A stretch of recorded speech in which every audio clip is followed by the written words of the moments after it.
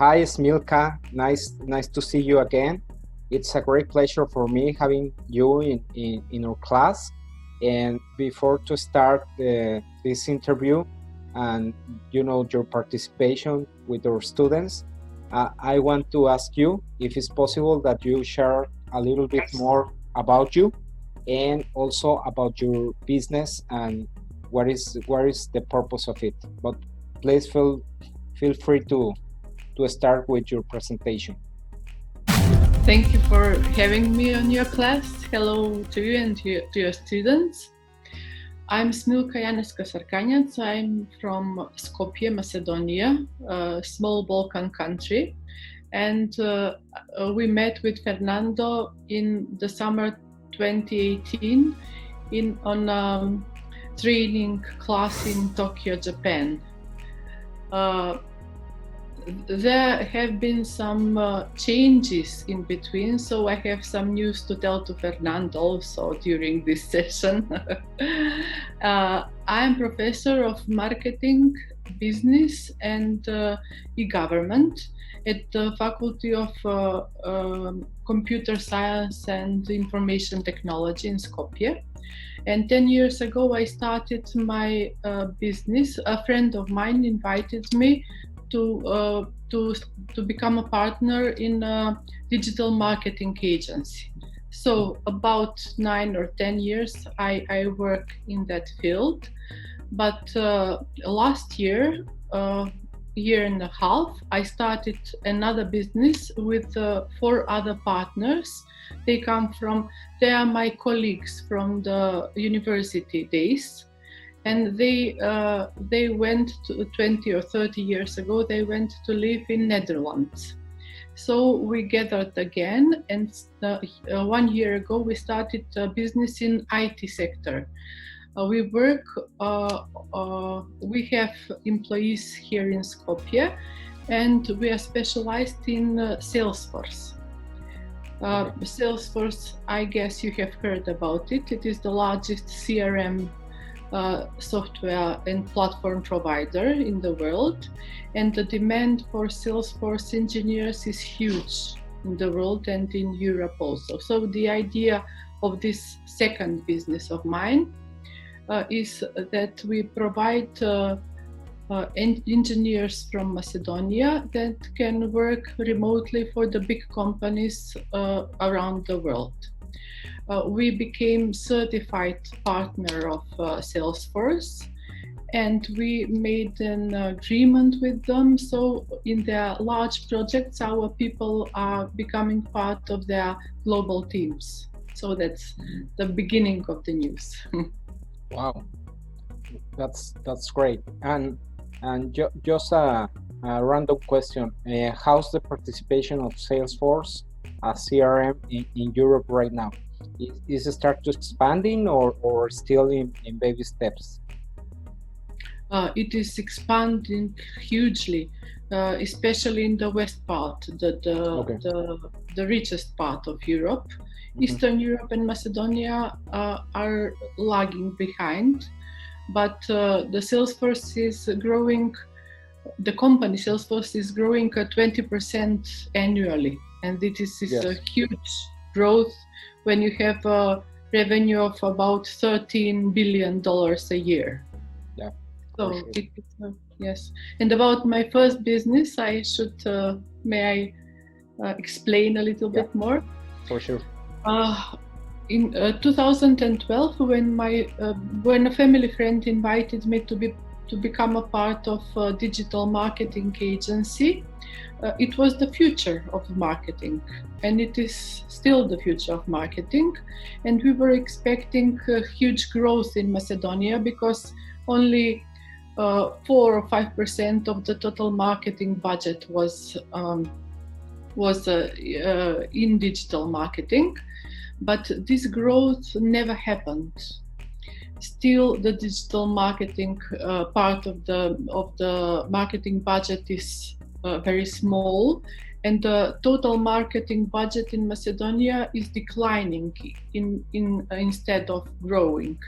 So this came out to be very hard industry to compete in, because there are traditional marketing agencies which are large, which have a lot of resources, and the small digital marketing shop in this business is very hard to grow and to take a bigger share of the market. So this is a small stable business with 2 employees, which are skillful, which can do mostly by themselves all the things. And I decided that if I should put my energy in something, it would be better to go in a industry or market which has more prospects to grow in the future. The name of this company is CodeStreets. That's right. Yes, CodeStreets. Yes. Okay. And what do you think has been the main challenge to position your brand, and in a price strategy point of view, considering that of course the Salesforce platform, that is your main product, if I'm not wrong, it is not the cheapest in the market. So could you share us a little bit about the challenges that you had with this new business? Maybe I can compare the two businesses, because the situation is completely different in the digital marketing market and in the IT market, CRM market. About the pricing strategy, the prices in Salesforce are not so low, but our clients are mainly big companies and medium companies. We don't compete on Macedonian market. We just go on a labor market here to attract engineers, to engage them, and then send them to work online in a global team. So if the opportunity is brought by Salesforce, they do all the pricing, they build the strategy, the experts in that field. Mm-hmm. So they're just hiring us and our employees.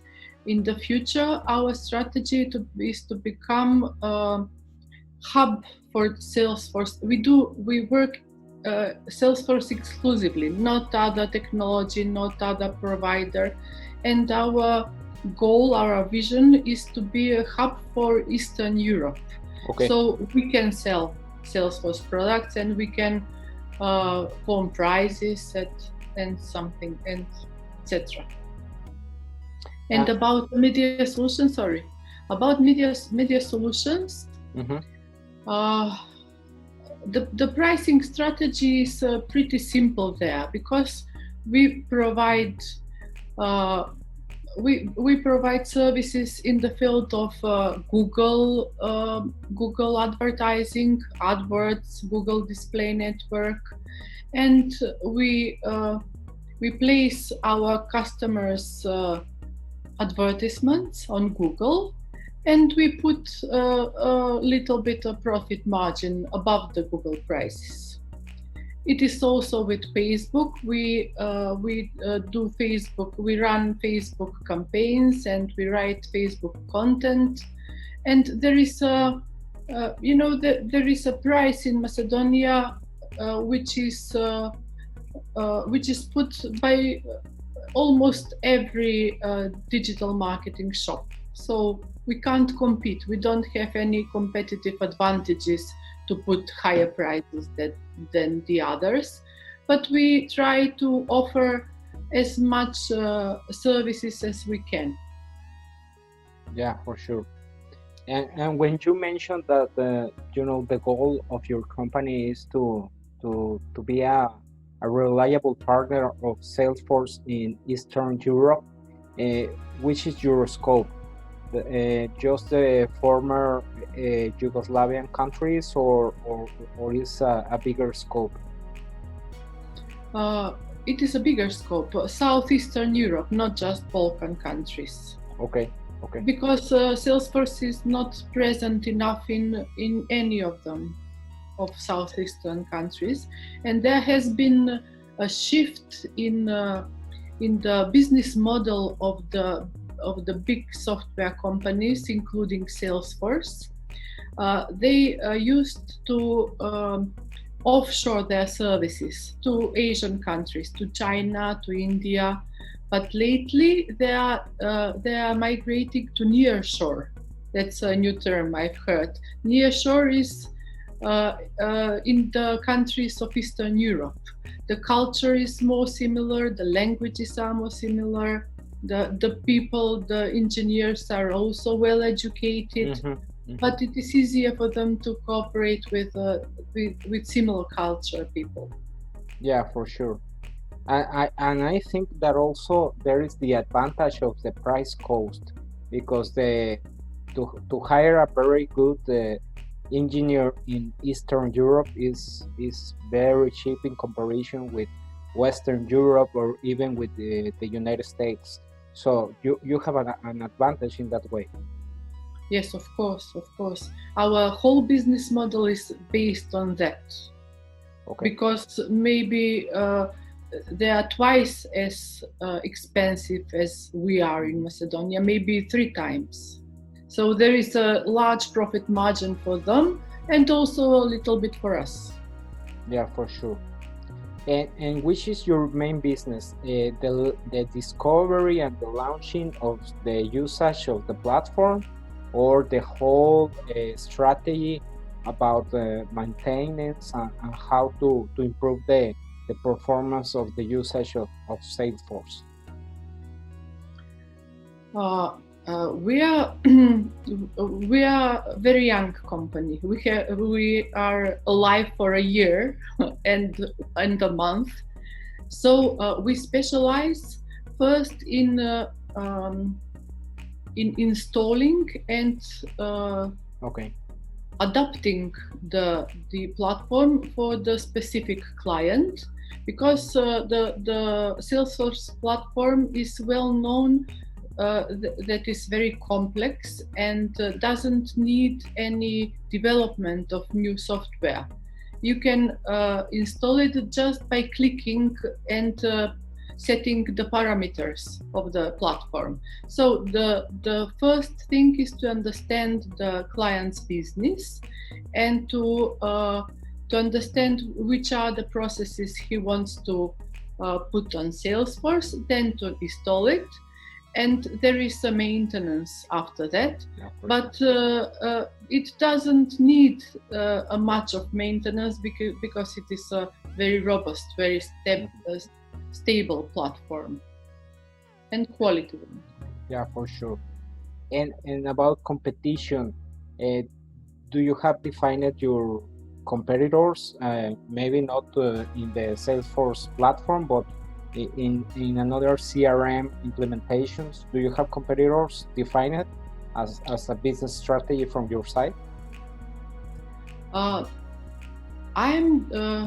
We are 5 partners in CodeStreets.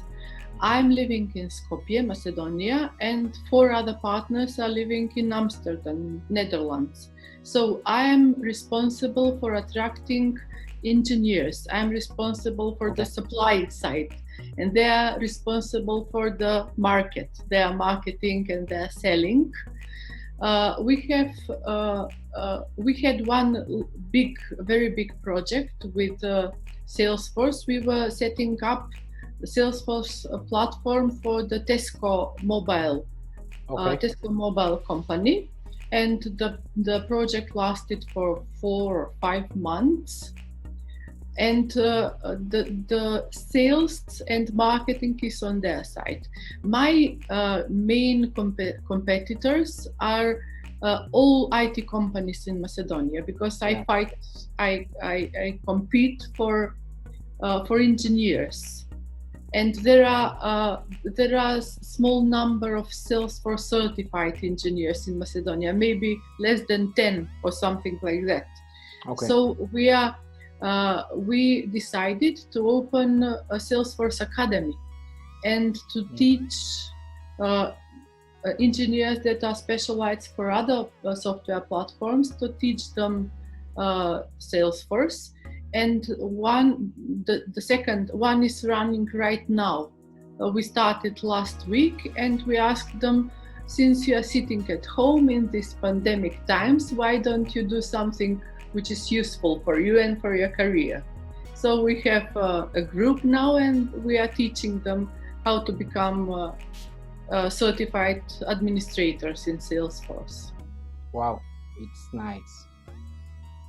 And Smilka, considering your background, that you are a professor that doesn't have any fear to start a company, to launch a new company, what kind of message could you provide to people that maybe in this reflection time is thinking about, to launch a new company, that have a good idea?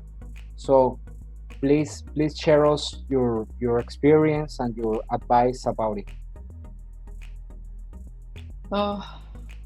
I'm excited when I start a new project. So I am still excited and thrilled, waiting and working to succeed with this company. But there are downsides also. I have not been a professor whole my professional life. I started as a software engineer, and I worked for 20 years in IT companies, in IT sectors. The last 10 years before I became a professor, I was manager of IT department in a in a insurance company.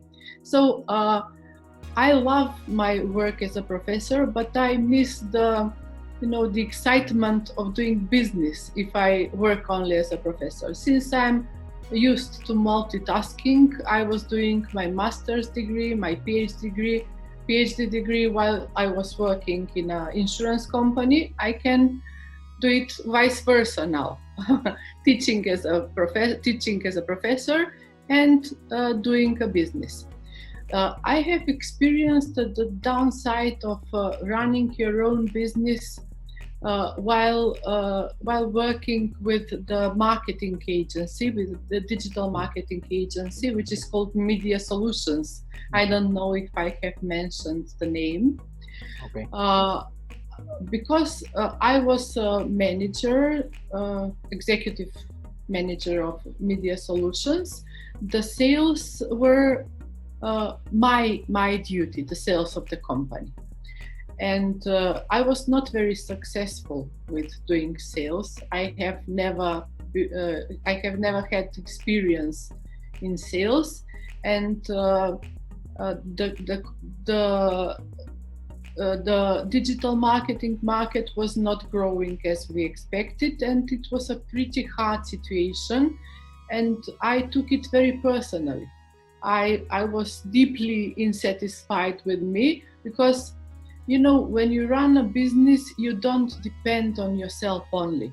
If you're a professor, if you do your PhD, if you read and learn for exam, it depends on you. Your success depends on you. But if you run a company, if the circumstances are bad, if the external factors are not in favor of the company, you can't do much. Maybe you can, but I couldn't. So it was very disappointing, but I settled with the results I've got. And when this opportunity with a software Salesforce company came out, it was good for me. Yeah, sounds really challenging, and I really appreciate it that you share this to the students. And at the end of the day, the passion that you put in your projects is the reason of the results that you have. And for sure, there are a lot of opportunities in your market, but at least in my point of view, and this is a kind of question, but I know that you are focused in a specific region, but do you think that you could start to provide your services in a global base, or is not in the plans at this moment? Yes, it is. In IT sector, especially after this pandemic, Yeah. everything in IT will be virtual. When we worked on Tesco Mobile, the team was really global, from USA, from UK, from India, from Macedonia, from Romania. So there are no geographic boundaries and frontiers now, especially in the IT business. And we look forward to work for a Mexican company also. Yeah, yeah, why not? And for sure, I will ask you if it's possible that during this interview I will be allocating, the information about your company, about how to contact you, and to be in contact with the students if they have any question. Maybe they have a business idea or something specifically that they could contact you. Great. And yeah, and finally, Smilka, if you want to give us a closing comment or something special that maybe we didn't talk during this conversation. I guess your students are postgraduates that work, yes.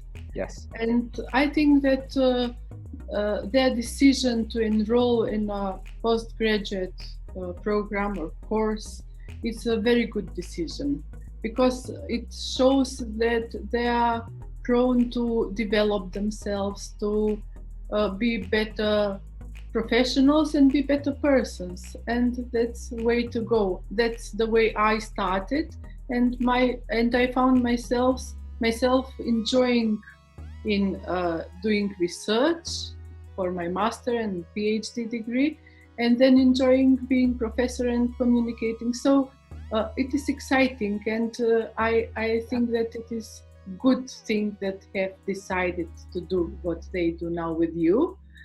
And I'm sure that they can learn a lot from you. Thank you. I really appreciate it.